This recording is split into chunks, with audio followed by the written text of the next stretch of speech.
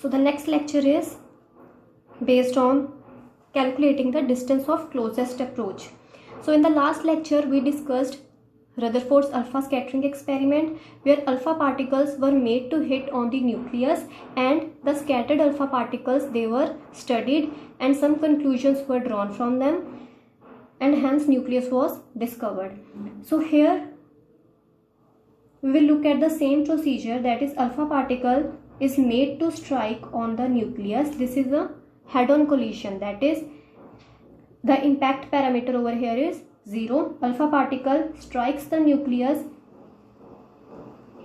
with an head-on collision, and what happens is that as alpha particle travels towards the nucleus, after traveling some distance, this alpha particle, it gets stopped and it retraces its path in the same direction.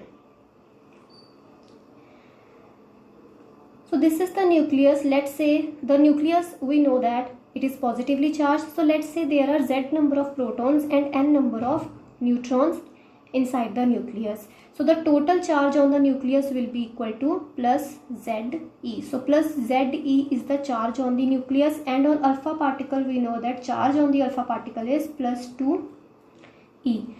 So when this alpha particle approaches the nucleus, and after traveling certain distance it stops, and then it is repelled by this nucleus, and hence it retraces its path in the same direction, in the opposite direction. So this distance, the distance where the alpha particle it gets stopped, this distance from the center of the nucleus is r0, and this distance is called as the distance of closest approach. Now we will be calculating the formula for, we will be deriving the formula for r0, that is distance of closest approach. So first of all we will look at the alpha particle when it is at minus infinity, that is it is not influenced by the nucleus. It is so far away from the nucleus that this nucleus does not influence this alpha particle.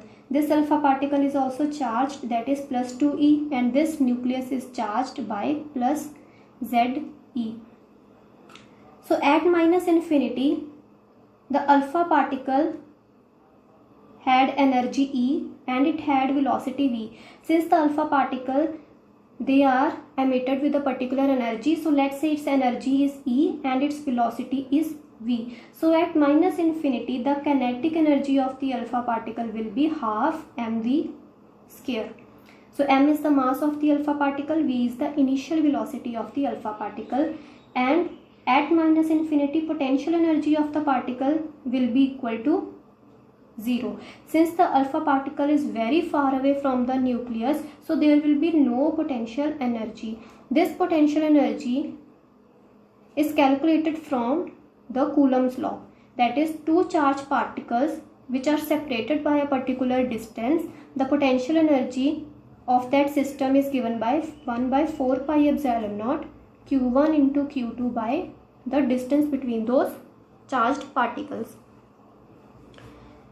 So over here in this scenario, when the alpha particle is at minus infinity, that is it is very far away from the nucleus, the distance between the two bodies is very large.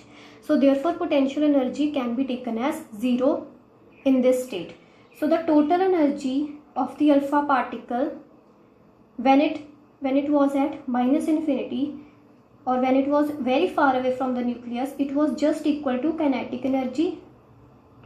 So total energy is given by kinetic energy plus potential energy, so it will be equal to, total energy is half mv square. Now when this alpha particle is approaching the nucleus, since it is approaching the nucleus, and as it will approach, this nucleus is also positively charged and this alpha particle is also positively charged, so this nucleus will try to repel the alpha particle in the opposite direction. So therefore the velocity of the alpha particle as it will approach the nucleus, it will decrease. The velocity of the alpha particle will decrease as it will approach the nucleus, and this is because the nucleus is positively charged and it will try to repel the alpha particle. So velocity will decrease continuously, and one stage will come or one position will come when the velocity will go to 0.